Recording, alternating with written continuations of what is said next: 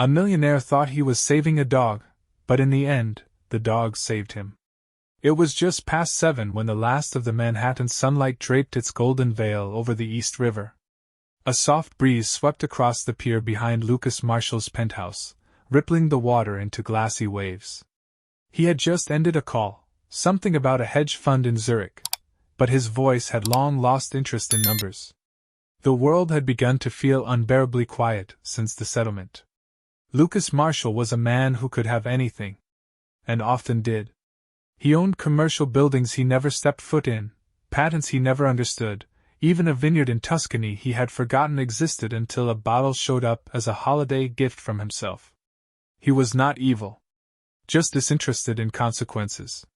Life, to him, had always been a series of executed transactions, risk, return, and the buffer of enough money to dull any moral friction. He was walking along the pier to clear his head, lost in one of those self-imposed silences. That's when he heard the barking. It came fast, frantic, high-pitched, and close. The dog, a wiry mutt with fur the color of rust, was scratching at the wooden slats of the pier's edge, eyes fixed on something below. Lucas followed its gaze and stopped. A pale blur moved beneath the surface. Lucas peered closer. A dog. Another one. A small white terrier trapped in the water between two pilings, its paws flailing weakly. It had likely fallen in from the rocks, and the current was pushing it toward the underside of the dock. It would drown within minutes. Lucas did not think. He removed his coat, tossed his watch on the bench beside him, and climbed over the rail. The river was colder than he expected, but he swam with surprising purpose. When he reached the dog, he grabbed the creature under its chest and kicked back toward the pier. The second dog, the rust-colored one, barked wildly above, pacing as if urging him on. He hoisted the terrier up to the edge, where the other dog bit gently into its scruff and helped pull it over. Lucas followed, his breath ragged, body soaked. He sat there for a long moment, dripping and dazed.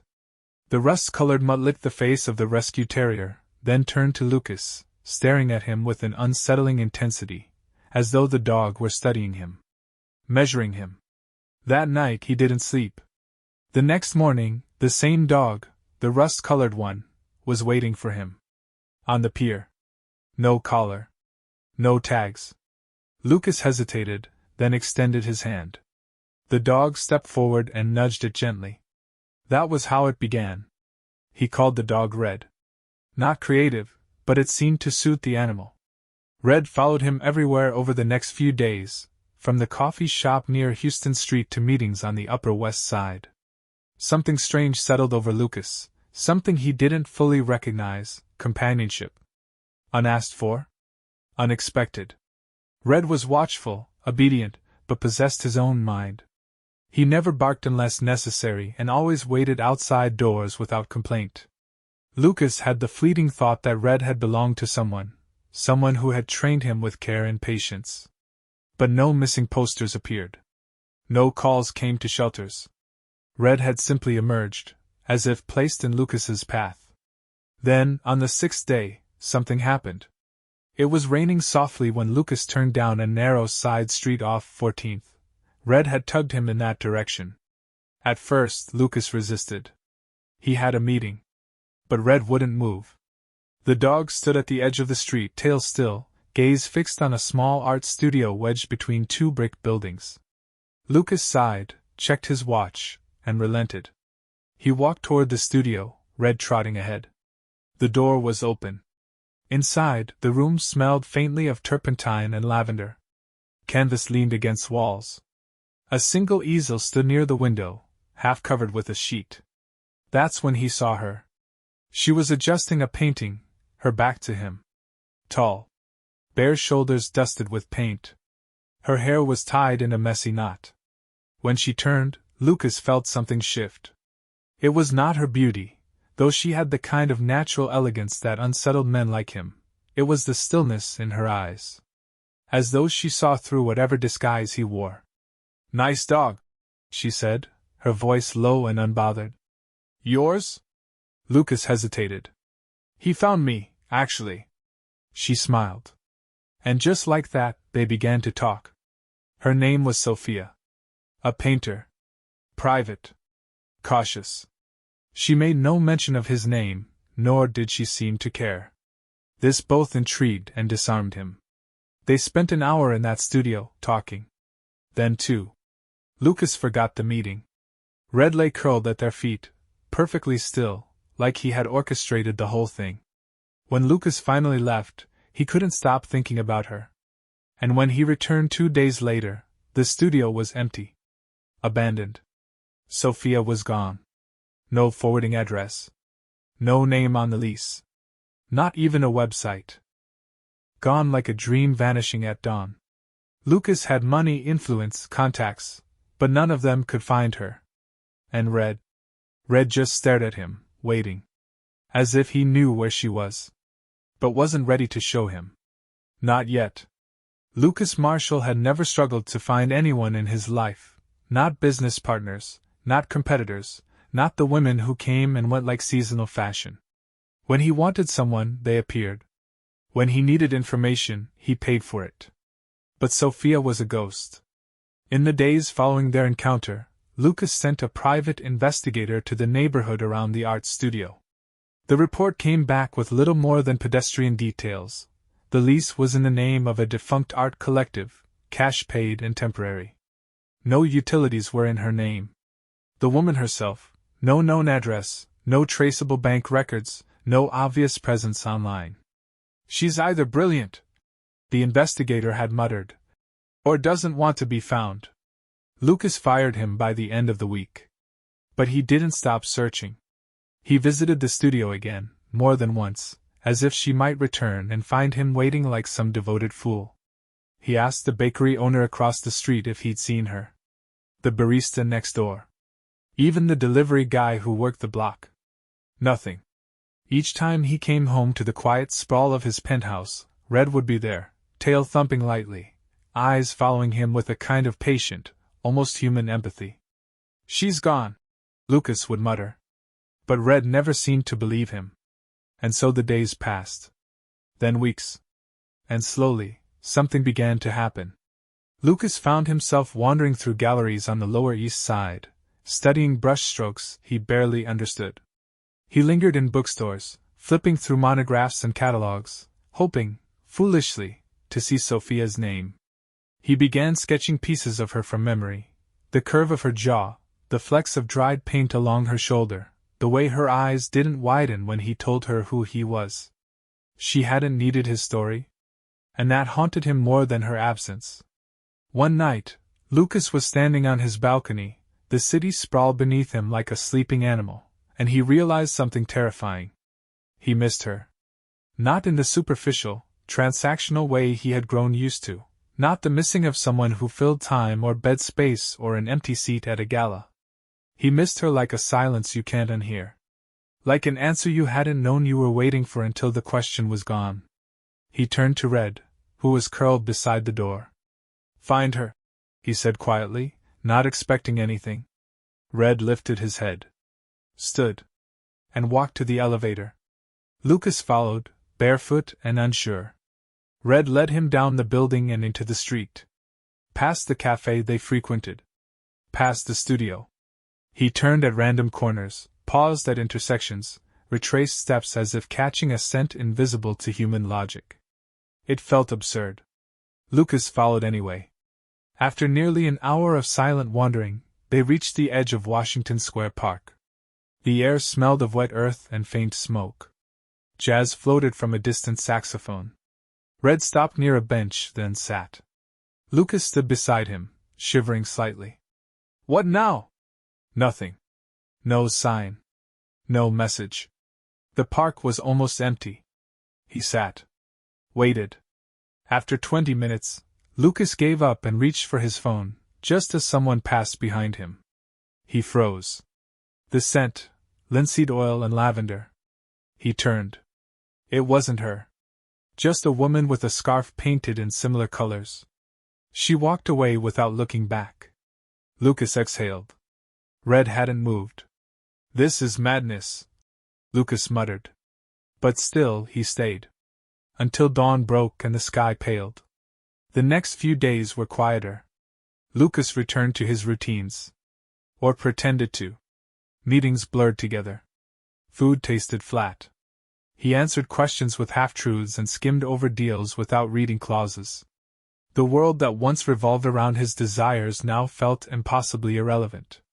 He even began painting, badly, awkwardly, using old supplies ordered from a boutique store in Soho. The canvases were terrible. But he kept them all. Red watched. Then, a week after that night in the park, Red disappeared. Lucas woke up and he was simply gone. No scratches at the door. No bark. Gone. Something in Lucas's chest tightened. He searched the building. The neighboring blocks. Nothing. He called local shelters, posted notices. Nothing. Red had vanished just like Sophia. That evening, Lucas sat on the same park bench. Waiting. Not sure what for anymore. And then, from across the square, he saw him. Red. Walking with purpose, ears alert, tail still. He crossed the path and stopped in front of Lucas. And dropped something at his feet. A small piece of paper, smudged, folded, but unmistakable. Lucas picked it up. It was a torn edge of a flyer. A local exhibit. No names, just an address and a date. Tomorrow. 6 p.m. Lucas looked at Red. The dog sat down. And for the first time, Lucas realized. Red knew exactly what he was doing. The building listed on the torn flyer was tucked in the shadow of the Williamsburg Bridge, in a part of Brooklyn that still smelled faintly of iron and river wind. It had once been a shoe factory, its red brick frame now repurposed into something fashionable, a place where creatives displayed their truths, and onlookers paid for them in whispered admiration or silent discomfort. Lucas arrived 10 minutes early. He didn't know why. He wore none of his usual armor, no tailored suit, no brushed steel watch, no driver waiting idly outside. Just a navy sweater and leather jeans he hadn't touched in years. He hadn't brought Red. He didn't need to. The dog had done his part. Inside, the space was dim, lit only by scattered hanging bulbs that cast soft yellow halos over the walls. The air was laced with the scent of turpentine and coffee. People milled about, holding plastic cups of boxed wine, murmuring to one another with the studied detachment of people pretending not to be impressed. Lucas walked slowly. There were 8 canvases. Each one large, abstract, raw. But it was the 9th that stopped him. It stood alone at the far end of the room, half veiled in gauze.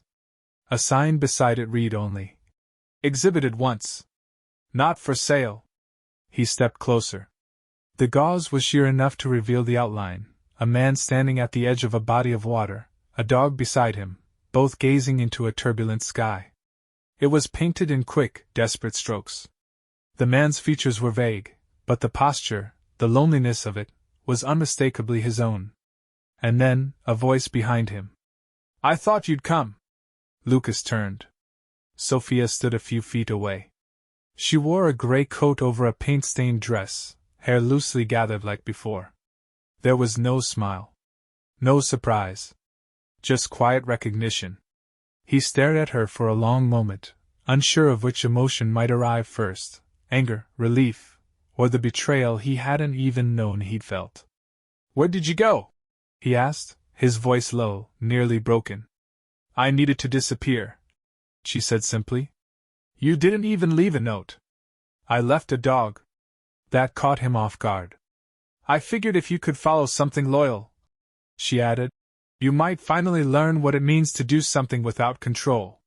Lucas looked back at the painting. "That's me." "Yes." "Why?" "Because you looked like a man who needed to be seen," she replied. "Not wanted. Not chased. Just seen."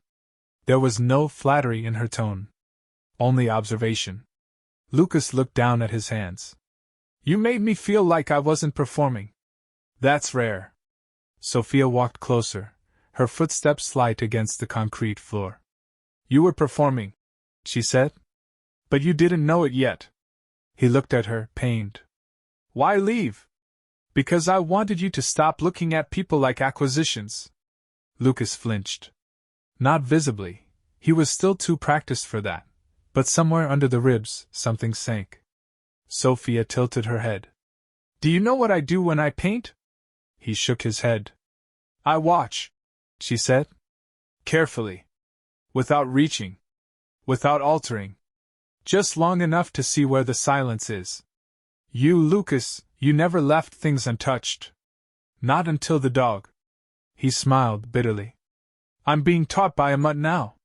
Sophia finally smiled, a small thing, nearly invisible. That mutt knows more about presents than most people do. There was a pause between them. Lucas looked back at the crowd, none of whom seemed to notice their quiet exchange. He stepped toward the painting, slowly lifting the gauze with the back of his hand. The man in the image was dwarfed by the sky. But he was whole. And not alone. I don't know how to live like this, he murmured. You're not supposed to know, Sophia replied. You're supposed to learn. Lucas turned to her, his voice shaking. You think people like me can change? She studied him, eyes clear. No one really changes. But they can remember who they were before they forgot. Outside, the city hummed. Taxis passed. Sirens whispered in the distance. Life continued. Inside, Lucas reached into his coat pocket and pulled out a folded photograph. It was from the day he rescued the dog. A tourist had taken it. He'd found it online days later. He handed it to her. Sophia studied it for a long time, then traced a finger along the edge of the terrier in his arms. You didn't even hesitate, she said softly. I didn't know anyone was watching. Exactly. She folded the photo again, slipping it into her coat. Lucas stood there, unsure of what to do next. For the first time in his life, there was no deal to make, no outcome to chase. Only the unspoken question that hung between them. Now what? Sophia looked at him, her gaze gentler now. I have a rule, she said. I don't paint people twice. Lucas nodded. So that's it? No, she said, turning toward the door. It means if I ever do, it won't be because I was watching you. He stepped forward, following instinct rather than reason. Then what? She stopped, glanced over her shoulder. It'll be because I was with you. And with that, she was gone again. But this time, Lucas didn't panic. Because Red was waiting outside. Sitting. Watching. And for the first time in his life, Lucas Marshall followed. For a man who had once measured time in transactions, Lucas Marshall now began to mark his days in smaller, quieter intervals, the stretch between sun and shade on the sidewalk outside the cafe on Eldridge, the rhythm of Red's paws tapping against the tile when he paced, the way Sophia sometimes said yes, without a smile, and no, without a word. They didn't define what they were. That, in itself, was a relief. It began simply. She would call him when she needed something heavy lifted or a stubborn canvas unrolled. He brought her takeout from places she didn't know she liked yet. She painted. He sat. Sometimes they spoke. Sometimes they didn't. Lucas never asked to stay the night. And Sophia never offered. But they grew used to each other's habits. The way he stared too long at nothing, the way she twisted her hair when a thought unsettled her. It was a quiet cohabitation of orbiting minds, drawing closer by inches. But the question remained, what was this? Sophia never spoke of the past. Not hers. Not his. It was an unspoken rule. And Lucas, for once, didn't violate it. He found himself returning to old places, not out of nostalgia, but to feel the absurd contrast. Boardrooms now felt artificial, heavy with pretense. He would sit through meetings, nod through slides, and find himself wondering if Red was sleeping by the heater, if Sophia had eaten anything besides tea and paint-stained toast. One afternoon, in a rare act of transparency, Lucas canceled a merger meeting and took a cab to Brooklyn without a word. He walked into Sophia's studio unannounced. She didn't startle. You look like you fired someone. No. Worse. I told the truth. She raised an eyebrow. Did it hurt? Less than I expected. She smiled faintly and went back to her canvas. The air smelled of mineral spirits and dried flowers. He watched her mix two colors that didn't seem to belong together, deep ochre and violet, then layer them in a shape that wasn't quite sky and wasn't quite flesh. "I never asked what you're painting," he said quietly. "Good," she replied. "Don't." He chuckled. And then she paused. "It's not that I don't want you to know," she added, softer now. "It's that if I name it, I trap it. Some things aren't meant to be explained." He nodded, letting the words settle. Later that night, they walked Red through the narrow back streets, where windows were fogged with laughter and every corner smelled faintly of spices or smoke. The city felt smaller here, like a village that hadn't been paved over by ambition. Lucas reached for her hand. She didn't resist. For 3 blocks they said nothing. Then, as they turned onto a quieter street, Sophia spoke. "You were married once, weren't you?" Lucas blinked. "Briefly. It ended long before I admitted it had." "What ended it?" He thought for a moment. "I didn't know how to be known." Sophia didn't look at him. "And now? I'm learning." They stopped near the iron fence of a community garden, vines curling through the bars like veins beneath skin. She leaned against the rail, arms folded. "I don't fall in love easily," she said. "I wasn't asking you to." "Good." But the silence that followed was not cold. It was waiting. Lucas studied her profile in the dim light. "When I lost track of you," he said slowly, "I told myself it was about control. But it wasn't." She looked at him now. "It was fear," he continued. "Fear that you saw something in me I hadn't earned." Sophia tilted her head slightly. "Why does it matter if you earned it?" "Because love, the kind that sticks, is mercy. And I don't know if I deserve that." They stood like that for a while, both quiet. Red sat between them, his breath visible in the chill. Finally, Sophia sighed. "You're trying to define it again." Lucas almost laughed. "I don't know how not to." She stepped forward, her hand resting briefly on his chest. "Then start here," she said. "Not with words. With the way you wait. With what you don't try to fix." And then she kissed him, not like a promise, not like surrender, but like something mutual and precise. A recognition. They didn't go back to the penthouse that night. They stayed in her studio, curled beneath a heavy quilt on a futon that smelled faintly of cedar and old coffee. In the morning, Lucas woke to find her already painting. He didn't interrupt. Instead, he walked to the window and watched the city yawn itself awake. And somewhere in that fragile moment, without fanfare or decree, he realized. He wasn't searching anymore. He was present. With Red. With her. With himself. And for once in his life, that was enough. At least for now.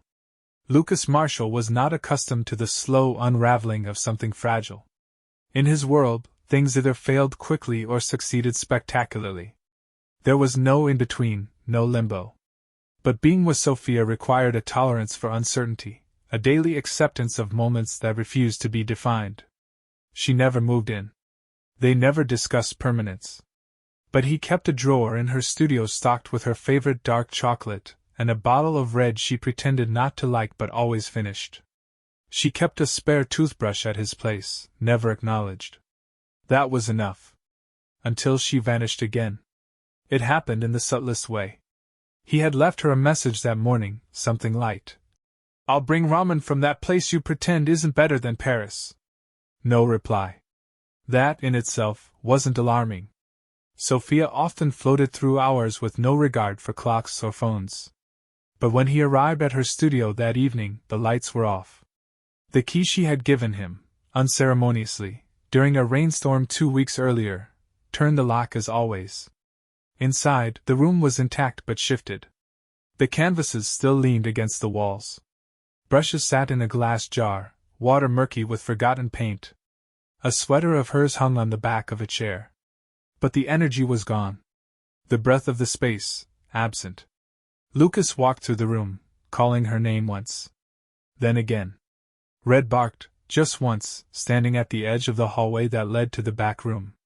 Lucas followed. She was not there. But her phone was, on the table beside a nearly full cup of cold tea. Her coat still hung by the door. Lucas sat down, slowly, eyes scanning for something he couldn't name. A note. A clue. A sign. But Sophia had left nothing behind, not even a goodbye cleverly disguised as a metaphor. He stayed there that night. Red curled beside the door, unmoving. Lucas didn't sleep. He sat at her easel, stared at the unfinished canvas she had begun 3 days earlier, the one she had refused to let him see, covering it with a drop cloth whenever he came close. He pulled back the cloth. It was her. Or rather, it was a woman fractured in color, not portraiture, but essence. A figure dissolving into a backdrop of dusk, half present, half vanishing. In her hands was something bright and heavy. A weight? A gift? Lucas stared at it for a long time. In the morning, he called her phone. It rang twice, then stopped. No voicemail. No message. By the third day, the silence had thickened into something suffocating. He made calls, to galleries, to artist collectives, even to the owner of the lease. No one had seen her. No new shows. No exhibitions scheduled. Her name, already uncommon, led nowhere. She had evaporated again. This time, Lucas didn't panic.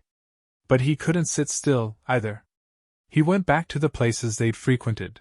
The park bench near the river, the quiet bookstore in the village where she once sketched strangers with ink on napkins, the diner with the chipped mugs where she always asked for coffee, not conversation.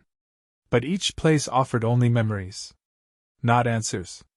Then Red began to act differently. He'd sit by the door around dusk, staring at the hallway. Bark once. Wait. Bark again. Lucas thought it was habit. Until one evening, Red barked and began pawing at the floor beneath Sophia's work table. Lucas crouched beside him. There was a loose floorboard, barely perceptible, wedged beneath an old crate of sketch pads. With effort, Lucas pried it open. Inside, a small box. Simple, unmarked. He hesitated. Then opened it. Inside was a stack of Polaroids. Not of herself, but of him. Lucas, candid, unaware. In cafes. Standing near the river. Holding Red's leash in the early fog. In one, he was looking directly at the camera, but not because he saw her. His expression was distant, unguarded. There was a note beneath them. I watched you before I knew you. I painted you before you spoke to me. You weren't ready then. But maybe you are now. I need time. Not from you, from myself. Red will know when I'm ready. Lucas's hands trembled. Not from anger. From relief. She hadn't disappeared. She had paused. He sat down beside Red, clutching the note loosely. Where is she? He whispered. Red only looked up, blinked once, and laid his head on Lucas's lap. That night Lucas didn't return to the penthouse. He stayed in the studio.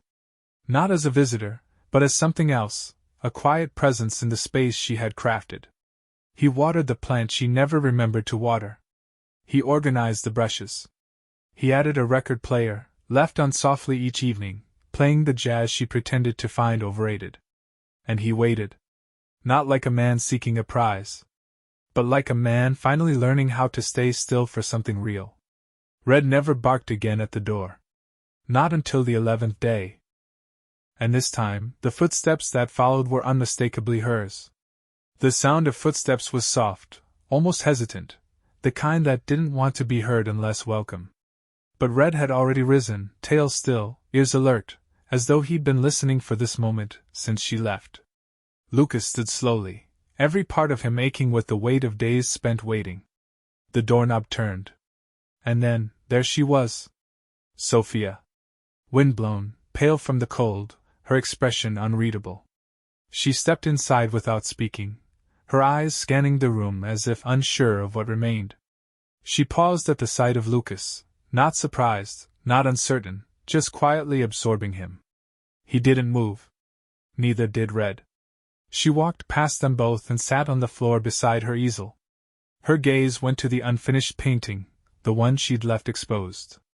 She stared at it for a long time before finally speaking. You found the box. Lucas nodded. You left it for me. No, she corrected gently. I left it for when I was ready to be found. He sat across from her, legs folded, the silence between them thick but not hostile. Did you find what you needed? He asked. She gave a small, tired laugh. I wasn't looking for answers. I just needed to see who I was without you near. Lucas swallowed. And? I'm still me, she said softly. But now I know you weren't changing me. I was just afraid you might. Lucas leaned forward. I never wanted to fix you. No, she agreed. But you're the kind of man who fixes things instinctively. I needed to know I could fall apart without being pieced back together. There was no accusation in her voice. Just honesty. Lucas nodded slowly. And now? She looked up at him. Now I want to be seen, not solved. He breathed out, not relief exactly, but the start of it. Red came to lie between them, placing his head gently on Sophia's knee. She smiled down at him and scratched behind his ear. You waited, didn't you? He did, Lucas said. We both did. She looked back at Lucas, her voice quieter. I won't promise forever. I'm not asking for it. I won't always be steady. I'm learning not to need steady. Sophia stood, brushing dust from her palms. She walked over to the windows and opened them wide, letting the early evening air flood in. It was cold, but it smelled like rain and something beginning. I miss you, Lucas said. Sophia turned, not smiling but not hiding either. Good. Then you know how I felt. There were no declarations. No apologies. Just two people standing in the same space again, not trying to change each other, not reaching for control, or escape, or explanations. Lucas stepped closer. She didn't move. And that, finally, was enough. In the days after Sophia's return, everything between them took on the softness of something stitched by hand. Nothing rushed. Nothing forced. They moved like people who knew the shape of absence too well to take presence for granted. Lucas didn't ask where she had gone. Sophia didn't offer.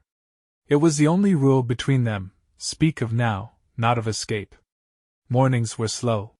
He would arrive at her studio before sunrise, sometimes bringing coffee, sometimes nothing but silence. Red always led the way, trotting ahead like a quiet ambassador of peace. Sophia would be at her easel, already in motion, brush in hand, hair a mess of sleep and focus. There were moments when Lucas would catch her watching him, not with affection, but curiosity, as if she were still deciding whether he was a temporary visitor in her life or someone who might survive the seasons. He didn't try to win her over. He stayed. That was all. One afternoon, she painted with the windows open, even though it was barely above freezing. Wind crept into the room and curled around their ankles, but Sophia said she needed it, needed to feel the air move while she worked. Lucas sat on the floor, sorting through a box of her old sketches she hadn't touched in years. He pulled one free, a loose, charcoal drawing of two figures walking a dog. The perspective was from behind. The figures were indistinct, but the dog, unmistakably red, looked back toward the viewer. This one's mine, isn't it? He asked. Sophia glanced over. It was. He raised an eyebrow. You mean before I was ready? I mean before I was. They said little after that. But the silence was warmer now. Companionable. Like the kind that exists between people who've already said the most important things, even if not aloud. Still, Lucas felt the edge of something approaching. A question. A truth. A fault line. He noticed the signs in small ways. The way Sophia would pause before answering when he asked if she had plans. The way her brush would stop mid-stroke when he mentioned a future event, a dinner, a trip, a moment that required shared intent. One night, as they sat eating soup cross-legged on the studio floor, he asked the question anyway. What happens when this gets bigger than the room? Sophia didn't look up. She took a slow sip from her spoon. I don't know, she said.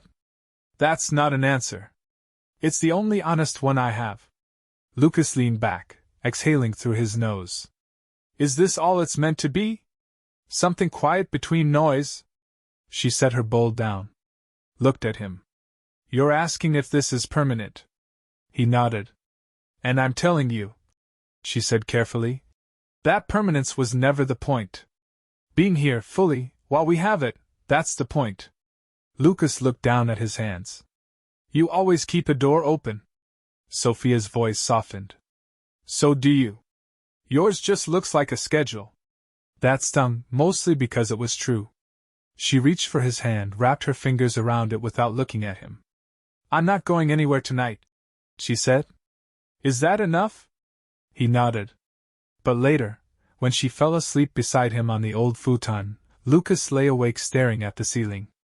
He had lived his entire life building things to last, empires, contracts, legacies. He didn't know how to hold something that didn't come with a guarantee. And yet, wasn't this the first thing that felt real? He turned toward her, studying the curve of her shoulder in the moonlight, the way she breathed without effort. She hadn't needed him. Not ever. And perhaps that was why he stayed. Because it meant that her choosing him, however briefly, was a kind of miracle. The next morning, she was gone. Just for coffee, he told himself. A walk. A habit. But then the hours passed. And Red paced the studio, restless. Lucas texted. No reply. Called. No answer. He stood at the door with his coat in hand when Red barked, once, sharp and clear. Lucas froze. And saw it. On the table near the easel, folded neatly, was a sheet of paper. It wasn't a goodbye. But it wasn't nothing either. He walked over, picked it up, and unfolded it slowly. Sometimes I love you best when I can't hear your voice. When your presence is just an idea. A shadow cast by morning light. I needed to step away to remember if I could miss you again. If you were still real in the silence.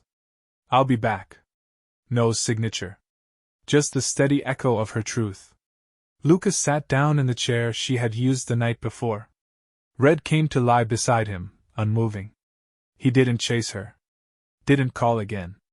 He just sat there, quietly, not trying to fix it. Because now he knew, love, the kind worth waiting for, always lives on the edge of things we cannot name. Lucas no longer counted the days when Sophia disappeared. That was something the old version of him would have done, the one who measured connection in proximity, who confused presence with control.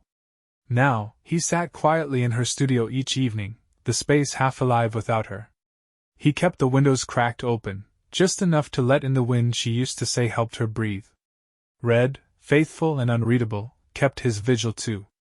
He seemed to understand, better than Lucas ever could, that absence was sometimes an act of love. On the fourth evening, Lucas returned to the penthouse for the first time in weeks. The silence there was heavier, sharper, the kind that reminded him how little comfort luxury had ever truly provided. He stood at the window and watched the city unfold beneath him, a vast web of stories he would never know. For the first time, he didn't feel at the center of anything. That night, he opened a drawer he hadn't touched in years, filled with documents, old photographs, clippings from the press back when people still cared to know what Lucas Marshall thought. At the bottom was a folder he almost didn't recognize. Inside, a copy of the purchase agreement for a gallery, one he had acquired as part of a tax mitigation plan and promptly forgotten. He looked up the address. It was still operating, now under a different name. A non-profit space, minimalist and spare, specializing in emerging artists. Sophia's World. The next day, he visited. The woman who greeted him, soft-spoken, with paint under her fingernails, didn't recognize him, which was both strange and comforting. Lucas asked about upcoming exhibits, and she mentioned a new show planned for the end of the month. The Unshown Hours. No artist name. No press materials yet. Just an invitation list and a single word scrawled in pencil at the bottom of the planning sheet. S. Lucas didn't ask questions. He simply left his card and walked out. Back at the studio, he sat for a long time in front of the unfinished canvas Sophia had left. the one she had once covered without explanation. He remembered how she painted in pieces, never in order, always from the inside out. He wondered what part of this she hadn't been ready to finish. Red rose suddenly, ears pricking toward the door. Lucas stood. The knock was soft. 3 short taps. He opened it. Sophia stood there, eyes shadowed by the hallway light, her coat dusted with early snow. Either of them spoke. She stepped inside and walked past him, moving directly to the canvas. She stood before it for a moment, then reached for a brush. She didn't paint. Just held it. "I had to go somewhere I'd never taken you," she said quietly. "Somewhere you didn't exist." Lucas remained still. She turned slightly. "Do you understand?" He nodded. "Yes. I didn't know if I would come back. I didn't know if I wanted you to." That made her turn fully to face him. Her eyes were sharp, but not defensive. "And now? Now I know I needed the space you left behind. It taught me how to wait without fear." Sophia set the brush down. "I found a place upstate," she said. "A friend lent me a cabin. No service, no mirrors. Just woods and light and hours I didn't fill with anything but thought. What did you think about?" "You," she said. "But not just you. Me with you. Me without you. The version of me that still paints even if no one sees." Lucas looked at the painting. "You're showing again." She raised an eyebrow. "You heard? I still own part of the gallery." "Accidentally?" Sophia almost laughed. "Of course you do." They stood in silence. Red pressed his head against her leg. Finally she looked up. "I don't want a perfect life, Lucas. I wouldn't know how to give you one." She stepped closer. "I don't want a fixed life either. I don't want to fix anything anymore." Sophia touched his face, briefly, the way one might test if a dream is fading or returning. "I want a life that makes room for leaving," she said. He held her gaze. "Then I'll make room. Every time." She didn't kiss him. Not yet. She simply stepped into him, forehead resting against his shoulder, body still but present. And Lucas, who had once ruled the city by never needing anyone, closed his eyes and let himself need this. Just this. Her breath. His stillness. The dog at their feet. No plans. No promise. Just the echo of return. They didn't move in together. That would have been too loud, too final. Instead, Lucas began leaving his watch on the studio windowsill. Sophia left her books scattered on his kitchen counter. One night she woke up in his bed and whispered, "I need my own place." And he only nodded, already understanding that love, with her, would never be about merging, only meeting. And meeting again. There were no shared calendars. No future plans laid like tiles across time. What they had was a series of arrivals, each one deliberate. Sophia never entered a room as a matter of habit. Lucas never assumed he deserved her time. And still, they began to build something. Something shaped like peace. The show came quickly. The Unshown Hours, a title that told no one what to expect, and yet said everything. The gallery was hushed the evening it opened, the walls lined with stark, quiet works. Nothing was named. No artist's statement. No performance. Just canvas and color and presence. Lucas arrived late. He hadn't asked for a preview. He hadn't even asked if he should come. But Sophia had sent a single message that morning: "If you still want to see what I've been painting, the door opens at 6. He entered alone. The air was thick with reverence, the kind only found when art is not trying to impress, only confess. The first canvas stopped him. It was a landscape, but not a real one. Somewhere between a memory and an apology. A long pier stretched into water, and a rust-colored dog stood at its edge, facing away from the viewer, alert but calm. Red. Lucas smiled. The second painting was dimmer, a window, open in a storm. A cup of tea, half full, sat on a ledge. A folded note was pinned beneath a stone. He didn't need to read it to know what it said. The third was him. Not his face. Not directly. but his silhouette in the reflection of a rain-soaked street. Just a hint. A presence behind glass. The room quieted when he reached the final canvas. Sophia stood beside it. No crowd. No announcement. She hadn't expected him to arrive. But she wasn't surprised. They stood side by side before the last piece. It was different, looser, more uncertain. A woman standing at the edge of a forest, her hand extended behind her, not to hold someone back but to invite them forward. Her eyes weren't visible, but the line of her mouth suggested a question. And maybe, a smile. Lucas looked at it for a long time before speaking. This one's not finished. Sophia's voice was soft. Neither are we. He glanced at her. Is that an invitation? She met his gaze. It's a warning.